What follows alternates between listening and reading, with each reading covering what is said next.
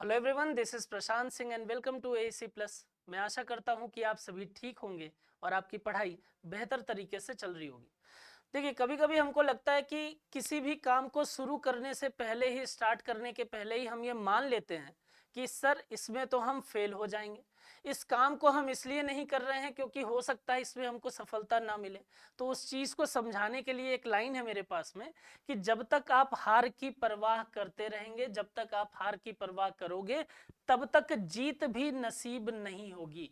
सोचते रहेंगे कि हार जाएंगे हार जाएंगे, आपकी जीत जो है वो आपको नहीं मिल पाएगी। इसके लिए जरूरी सिर्फ ये है, आप प्रयास करते रहिए और अगर आप पूरी ईमानदारी के साथ प्रयास कर रहे हैं तो आपको जीत जरूर मिलेगी। चलिए, इसी एटीट्यूड, इसी विचारधारा के साथ में आप अपनी पढ़ाई जो है वो जारी रखिए और आइए देखें कि लास्ट क्लास में मैंने आपको जो क्वेश्चन ऑफ द डे दिया था वो आखिर था क्या। यहाँ बोल रहा है कि किस प्रसिद्ध परमाणु भौतिकी विज्ञानी का 78 वर्ष की आयु में निधन हो गया है। तो उनका नाम है विकास सिन्हा। और विकास सिन्हा जो है वो हमारे देश में फिजिक्स के फील्ड में, अगर मैं उनके काम की बात करूं तो मेरे शब्द जो हैं वो कम पड़ जाएंगे। उस तरीके से उनका योगदान जो है वो देश में फिजिक्स के फील्ड में है। उसी योगदान को सम्मानित करने के लिए भारत सरकार की अगर हम बात करें तो उनने 2001 में इनको पद्मश्री से सम्मानित किया और 2010 में पद्म भूषण से इनको सम्मानित किया गया है। राइट। आइए देखिए, क्वेश्चन नंबर फर्स्ट जो है वो क्या बोल रहा है। तो यहाँ पर देखिए, इससे रिलेटेड एक क्वेश्चन मैंने आपको कुछ टाइम पहले कराया हुआ था। मैंने दो, अगर हम यहाँ पर बात करें, मैं यहाँ लिखूं आईएनएस विशाखापट्टनम,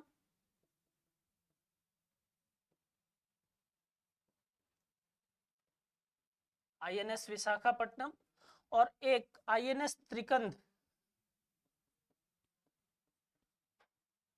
राइट। तो यहां पर आपसे मैंने ये पूछा था कि भाई ये जो आईएनएस विशाखापट्टनम है और आईएनएस त्रिकंद है, ये दुबई में, अगर हम बात करें पोर्ट राशिद की, अगर हम बात करें पोर्ट राशिद की, तो ये कब पोर्ट राशिद में पहुंचे थे। तो वहां पर ये पहुंचे थे 9 अगस्त को, ठीक है, माफ करिए 8 अगस्त को, ठीक है। और इन इंडिया और यूएई के बीच में 8 से 11 अगस्त के बीच में अगर मैं बात करूं तो पहले आप ये देख लीजिए कहाँ पहुंचे थे। तो ये पहुंचे थे पोर्ट राशिद, ठीक है, ठीक है।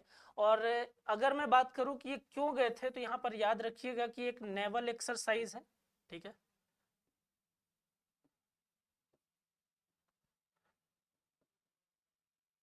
नेवल एक्सरसाइज है किसके किसके बीच में, इंडिया एंड यूएई के बीच में।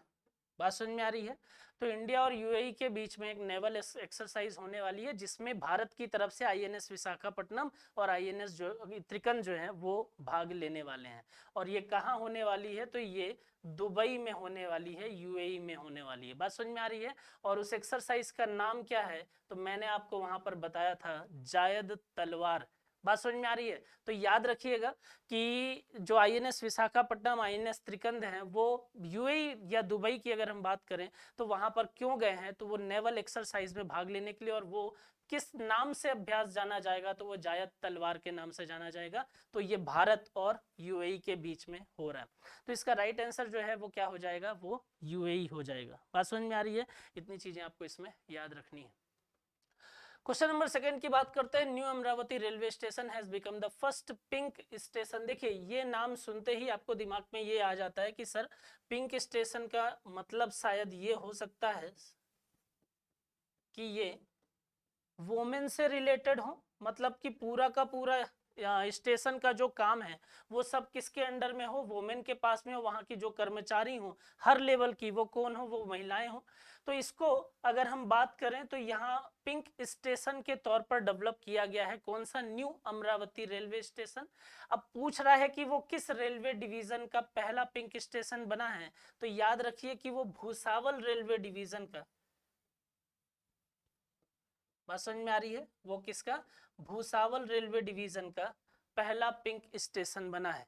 और भूसावल रेलवे डिवीजन जो है वो किसका पार्ट है, तो मध्य रेलवे का ये पार्ट है। बात समझ में आ रही है? तो यहाँ पर याद रखना है कि सर भुसावल रेलवे डिवीजन के तौर पर अगर हम बात करें तो न्यू अमरावती रेलवे स्टेशन जो है वो इस डिवीजन का पहला पिंक स्टेशन के तौर पर डेवलप किया गया है, राइट। आइए क्वेश्चन नंबर 3 की बात करते हैं। विच स्टेट और union territory has given GI tag to Chikri wood craft and Mushk Budji rice. यहाँ पर अगर हम बात करें तो ये पूछ रहा है कि किस राज्य या केंद्र शासित प्रदेश में चिकरी वुड क्राफ्ट और मुस्क बुज्जी चावल को जीआई टैग प्रदान किया गया है। पहले तो आपको ये पता होना चाहिए कि जीआई टैग जो है वो होता क्या है। तो जीआई टैग जो है वो WTO का एक लॉ है जिसको हम ट्रिप्स लॉ बोलते हैं या ट्रिप लॉ बोलते हैं, trade related intellectual property law बोलते हैं। और इसी trade related intellectual property law के अंतर्गत हमें पेटेंट अधिकार, कॉपीराइट, ट्रेडमार्क, जीआई टैग जैसी चीजें जो हैं वो प्रदान की गई हैं। तो जीआई टैग जो है वो उन प्रोडक्ट पर दिया जाता है जो प्रोडक्ट किसी एरिया के इन्वायरमेंट या ज्योग्राफिकल कंडीशन के कारण फेमस हो जाते हैं, या वो प्रोडक्ट किसी एरिया के लेबर के एक्सपर्टीज के कारण फेमस हो जाते हैं। तो उन प्रोडक्ट को हम उस एरिया के लिए क्या दे देते हैं, अगर हम बात करें तो वहां पर आप देखेंगे तो उसको हम जीआई टैग दे देते हैं। अब बात ये आ रही है कि सर चिकरी वुड क्राफ्ट और मुस्क बुज्जी जो राइस है उसको जीआई टैग दिया गया है और ये किस राज्य से संबंधित हैं? तो ये संबंधित हैं जम्मू एंड कश्मीर से। बात समझ में आ रही है? जम्मू एंड कश्मीर की अगर मैं बात करूं सॉरी, तो 2 डिस्ट्रिक्ट हैं। एक डिस्ट्रिक्ट है राजौरी, में भी आपने सुना हो इसको, और दूसरा है अनंतनाग, राइट।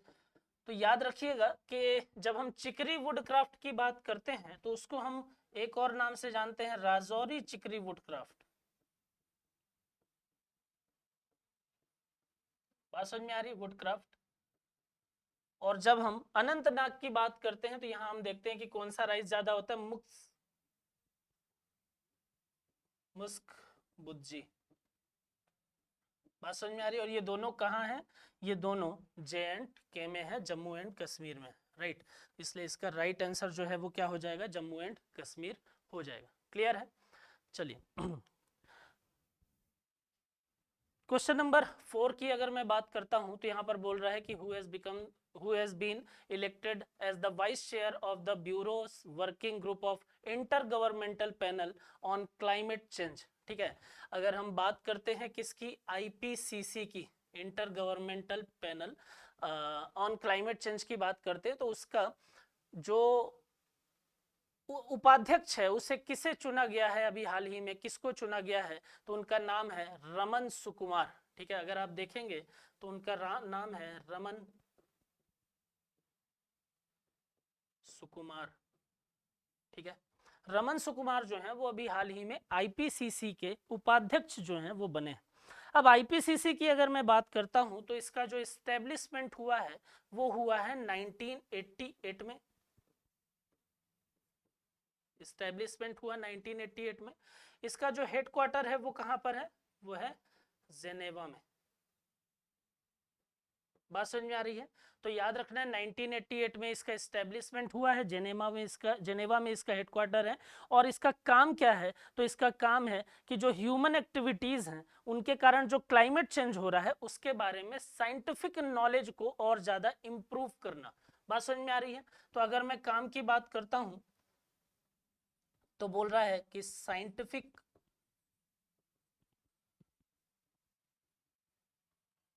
नॉलेज को इंप्रूव करना। किसमें साइंटिफिक नॉलेज को इंप्रूव करना?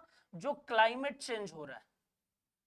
बात समझ में आ रही है? जो क्लाइमेट चेंज हो रहा है, और किसकी वजह से क्लाइमेट चेंज हो रहा है? तो यहां पर बात कर रही है ह्यूमन एक्टिविटी की। बात समझ में आ रही है? तो याद क्या रखना है कि भाई IPCC का काम क्या है? IPCC का काम है कि उसके साइंटिफिक नॉलेज को और ज्यादा अपग्रेड करना। किसके बेस पर साइंटिफिक नॉलेज? तो जो क्लाइमेट चेंज हो रहा है ह्यूमन एक्टिविटीज के कारण, उनमें जो साइंटिफिक नॉलेज है उसको वो ज्यादा इंक्रीज करेगा। उसका काम जो है वो IPCC का होता है।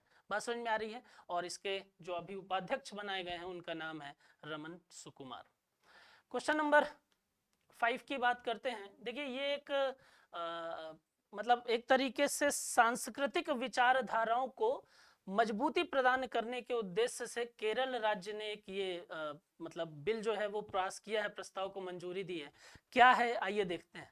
Which state assembly has approved the proposal to change the name of the state? किस राज्य विधानसभा ने राज्य का नाम बदलने के प्रस्ताव को मंजूरी दे दी?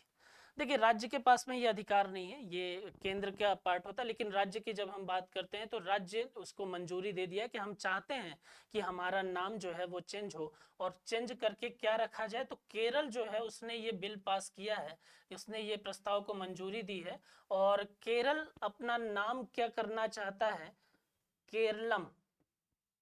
बात समझ में आ रही है? तो ये इसका ये कहना है कि भाई मलयालम जो हमारी भाषा है, इस मलयालम भाषा में, इस मलयालम भाषा में हम जहां पर भी प्रयोग करते हैं, हम किस शब्द का प्रयोग करते हैं, हम केरलम शब्द का प्रयोग करते हैं। बात समझ में आ रही है? हम किस शब्द का प्रयोग करते हैं, हम केरलम शब्द का प्रयोग करते हैं। तो ये जो केरलम है ये कोई नाम नहीं है, बल्कि ये हमारी संस्कृति और विरासत के साथ में जुड़ा हुआ है, इसलिए इसको हम आधिकारिक तौर से ही अपनाना चाहते हैं। बात समझ में आ रही है?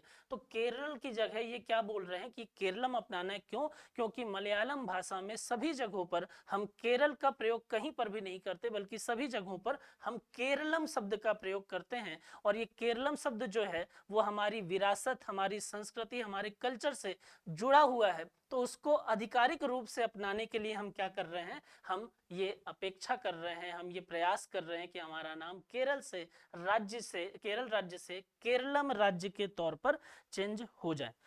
केरल की अगर मैं बात करता हूं तो इसमें एक चीज और याद कर सकते हैं आपकी, केरल दिवस जो है जनरली पूछता है कि कब मनाया जाता है, तो केरल दिवस मनाया जाता है 1 नवंबर को। बात समझ में आ रही है? केरल दिवस जो है वो मनाया जाता है कब, 1 नवंबर को। तो इतनी चीजें क्लियर हो गई कि भाई कौन सा राज्य है, वो केरल राज्य है। ठीक है, और केरल से क्या करना है, केरलम करना है। क्यों? क्योंकि मलयालम भाषा में सभी जगहों पर केरलम शब्द का प्रयोग किया जा रहा है। बात समझ में आ रही है? चलिए क्वेश्चन नंबर 6 की बात करते हैं। Which has become the first bank to India in India to provide 24/7 video banking services. 24/7 video banking सेवा प्रदान करने वाला भारत का पहला बैंक कौन सा बन गया है? बात समझ में आ रही है? तो वो बन गया है एयू स्मॉल फाइनेंस बैंक। ठीक है, वो कौन सा बन गया है, वो बन गया है एयू स्मॉल फाइनेंस बैंक। ये क्या बोल रहा है, बोल रहा है कि भाई देखो ऐसा है 24/7 हम क्या प्रोवाइड करेंगे, हम वीडियो बैंकिंग सर्विस प्रोवाइड करेंगे, कि आप बातचीत करके अपनी बैंकिंग सर्विस जो है वो यूज कर सकते हैं। ठीक है, लेकिन इसके लिए ये होगा ना कि सर फिर तो ऐसे तो फिर हमारी चीज़ों का या हमारे डेटा का या हमारे बैंक्स में जो भी चीज़ें हैं उनका मिसयूज कर लिया जाए। उसके लिए अगर हम बात करें तो एयू स्मॉल फाइनेंस बैंक जो है इन चीजों को करने के लिए मजबूत क्या कर रहा है, अपने एआई को मजबूत कर रहा है, आर्टिफिशियल इंटेलिजेंस को मजबूत कर रहा है। और इसके तहत जैसे मान लीजिए कि फेस रिकॉग्निशन हो गया या फिंगरप्रिंट हो गया या अलग अलग प्रकार से जो भी सिक्योरिटी के पर्पस यूज हो रहे हैं उनको और ज्यादा सिक्योरिटी और ज्यादा मजबूती प्रदान करने के उद्देश्य से ये लगातार काम कर रहा है। तो यहाँ पर अगर आपसे ये पूछता है कि 24/7 वीडियो बैंकिंग सर्विस कौन प्रोवाइड कर रहा है, तो वो एयू स्मॉल फाइनेंस बैंक है। अब इसका इस्टेब्लिशमेंट कब हुआ, तो इस्टेब्लिशमेंट की अगर हम बात करते हैं तो इसका इस्टेब्लिशमेंट हुआ 1996 में। ठीक है, दूसरा इसमें याद रखिए कि इसका हेडक्वार्टर कहाँ पर है, तो ये याद रखिए इसमें कि ये जयपुर में इसका हेडक्वार्टर है। तीसरा इसमें याद रखिए, जनरली ये भी पूछ लेता है कि सर इसकी टैगलाइन क्या है, तो इसकी टैगलाइन है आओ आगे बढ़ें। बात समझ में आ रही है? इसका एस्टेब्लिशमेंट है 1996 में, इसका हेडक्वार्टर है जयपुर में, और टैगलाइन है आओ आगे बढ़ें, या इसी को बोलते हैं चलो आगे बढ़े। ठीक है, याद रखिएगा, चलो आगे बढ़े। ठीक है, इतनी चीजें आपको क्लियर हो गई। इसमें एक चीज और आप देख सकते हैं कि सर इसमें करंट में एयू स्मॉल फाइनेंस बैंक जो है इसके एमडी कौन है, तो एमडी का नाम है संजय अग्रवाल।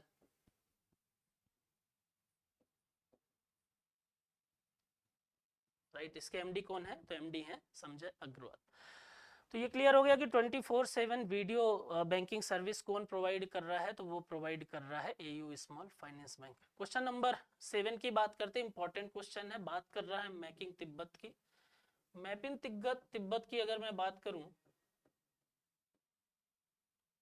ठीक है, तो बोल रहा है कि in which state mapping Tibet exhibition has been launched, किस राज्य में मैपिंग तिब्बत प्रदर्शनी जो है वो शुरू की गई है? वो शुरू की गई है हिमाचल प्रदेश में। वो कहां पर की गई है? वो हिमाचल प्रदेश में की गई है। और हिमाचल प्रदेश की अगर बात करें तो हिमाचल प्रदेश में कहां पर? तो धर्मशाला में जो द तिब्बत म्यूजियम है,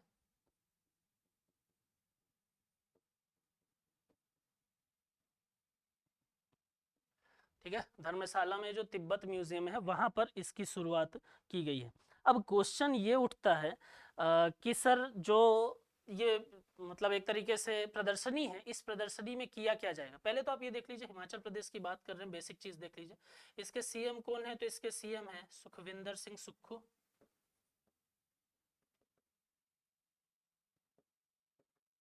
सुखविंदर सिंह सुक्खू, ठीक है, तो ये आपका हो गया बेसिक पॉइंट। अब देखिए यहाँ पर बात करते हैं किसकी? मैपिंग तिब्बत की। क्वेश्चन ये उठ रहा है कि सर द तिब्बत म्यूजियम धर्मशाला में हिमाचल प्रदेश में अगर हम बात करें तो वहां पर इसकी शुरुआत की गई है, लेकिन क्यों?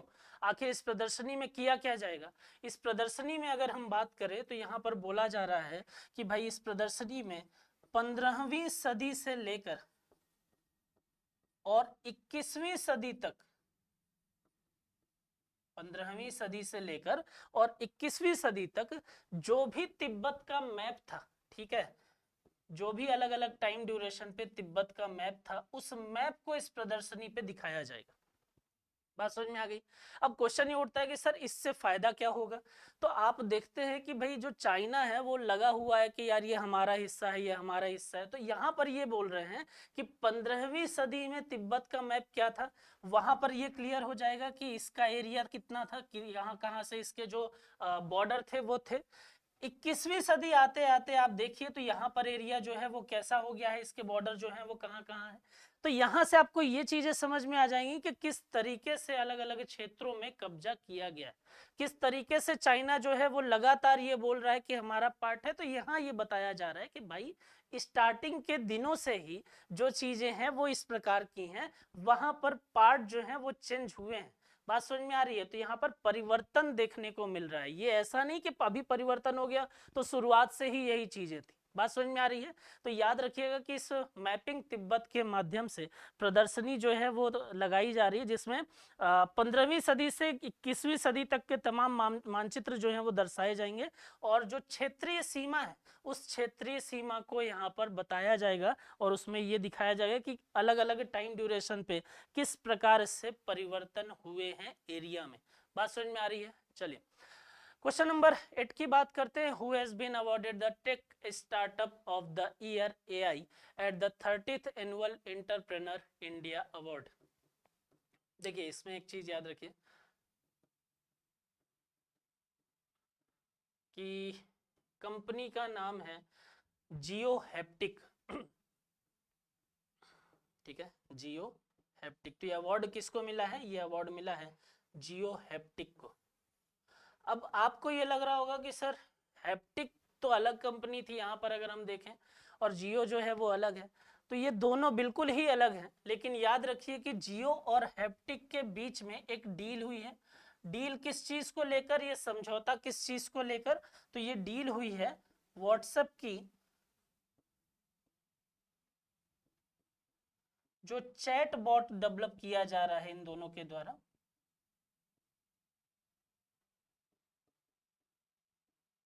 बात समझ में आ रही है?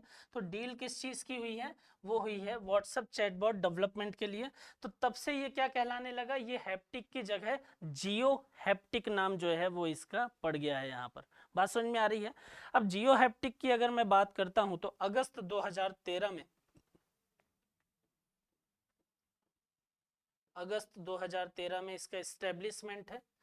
मुंबई में इसका हेडक्वार्टर है, ठीक है। और अगर मैं इसके सीईओ की बात करता हूं तो आकृत वैश्य जो है वो इसके सीईओ हैं, आकृत वैश्य, ठीक है। तो ये इसके सीईओ हैं,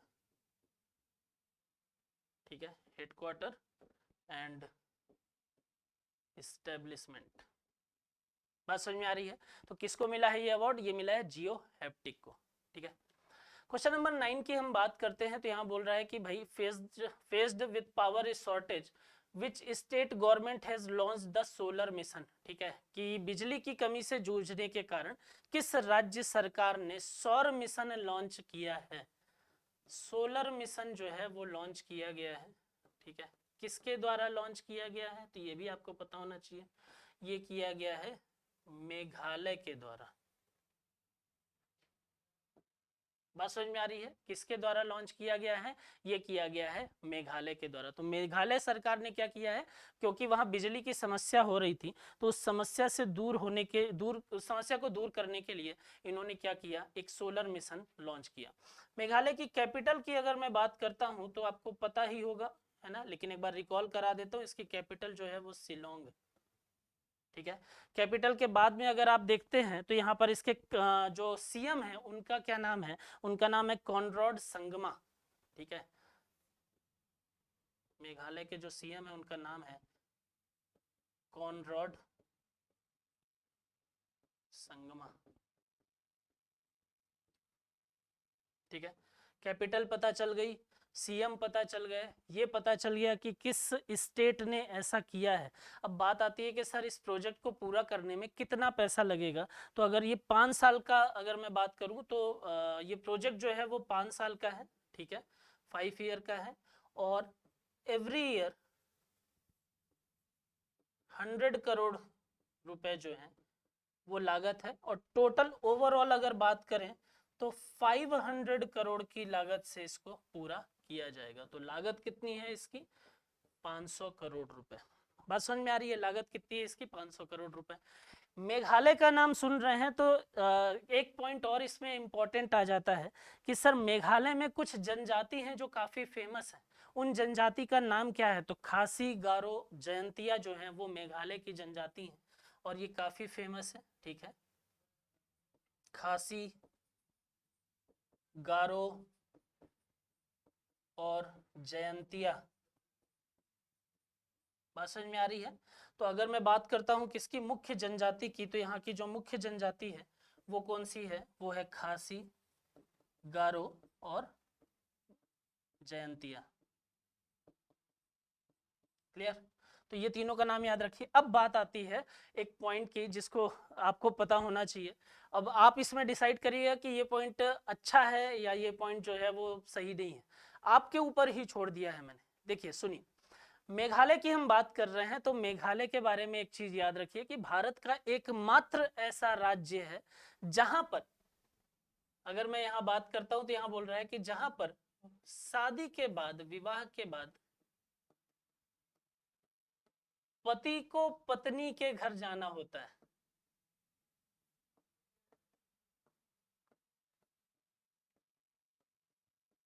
बात समझ में आ रही है? अब ये मैंने आपके ऊपर छोड़ा हुआ है, आप अपने अपने हिसाब से ये मान लीजिए कि ये सर प्रथा जो है वो सही है कि गलत है कि क्या है। बात समझ में आ रही है? तो यहाँ पर जब आप देखेंगे तो आपको ये पता चलेगा कि मेघालय से भारत का एकमात्र ऐसा राज्य है जहां पर शादी के बाद, विवाह के बाद पति जो है वो पत्नी के साथ में उसके घर जाता है, ना कि पत्नी पति के साथ में पति के घर जाती है। तो ये आप याद रखिए, अपने आधार पर इसको डिसाइड कर लीजिएगा। फिलहाल अगर देखें किसने सौर मिशन जो है वो शुरुआत की है, किसने सोलर मिशन की शुरुआत की है, तो सोलर मिशन की शुरुआत की है किसने? मेघालय राज्य ने। क्लियर? क्वेश्चन नंबर 10 की हम बात करते हैं। क्वेश्चन नंबर 10 जो है वो बोल रहा है कि हाल ही में किसको अफ्रीका में हेल्थ केयर विस्तार के लिए ग्लोबल लीडर अवार्ड 2023 से सम्मानित किया गया था? Who has recently been honoured with the global leader award 2023 for expanding health care in Africa? देखिए ये जो व्यक्ति हैं इनका नाम है जयेश सैनी, ठीक है। अवार्ड 2023, ये जो व्यक्ति हैं इनका नाम है जयेश सैनी, और जयेश सैनी को अभी ये अवार्ड जो है वो मिला है। ठीक है, अब बात आती है कि सर ये जयेश सैनी जो है वो है कौन। इनके जो पिता थे वो भी एक डॉक्टर थे। ठीक है, और अगर मैं बात करूं तो वो भारतीय मूल के डॉक्टर थे। ठीक, दूसरा इसमें याद रखिएगा कि इन्होंने हेल्थ केयर के फील्ड में, इन्होंने अगर हम बात करें तो स्वास्थ्य के क्षेत्र में अपनी जो सर्विसेज प्रदान की हैं, अपना जो काम किया है वो काफी काबिले तारीफ है। अब इन्होंने किया क्या है तो उसके बारे में देखें तो इनके पिताजी की अगर मैं बात करता हूं तो उन्होंने केनिया में मेडिकल के फील्ड की अगर मैं बात करूं तो केनिया में मेडिकल के फील्ड में अलग अलग प्रकार से हॉस्पिटल बनवाए, उसमें बेड की फैसिलिटी दी, अलग अलग प्रकार से चीजें की। तो यहाँ पर याद रखिएगा, और उसी चीज को आगे बढ़ाने के लिए ये लगातार काम कर रहे हैं। तो केनिया में हेल्थ केयर फैसिलिटी जो है वो इम्प्रूव हुई, उसी चीज को आगे बढ़ाने के लिए जयेश सैनी जो है वो लगातार कार्य कर रहे हैं। तो जयेश सैनी ने क्या किया है अगर हम देखें तो ईस्टर्न अफ्रीका में या ईस्ट अफ्रीका में अगर मैं यहाँ पर बोलूं तो इन्होंने हेल्थ केयर फैसिलिटी जो है उसमें बहुत ही उम्दा कार्य किए हैं, जिसके कारण से इनको क्या मिला है, ग्लोबल लीडर अवार्ड 2023 प्रदान किया गया है, एक्सपांडिंग हेल्थ केयर। बात समझ में आ रही है। तो ईस्ट अफ्रीका में इनके कार्यों को देखते हुए इनको ये अवार्ड जो है वो प्रदान किया गया है।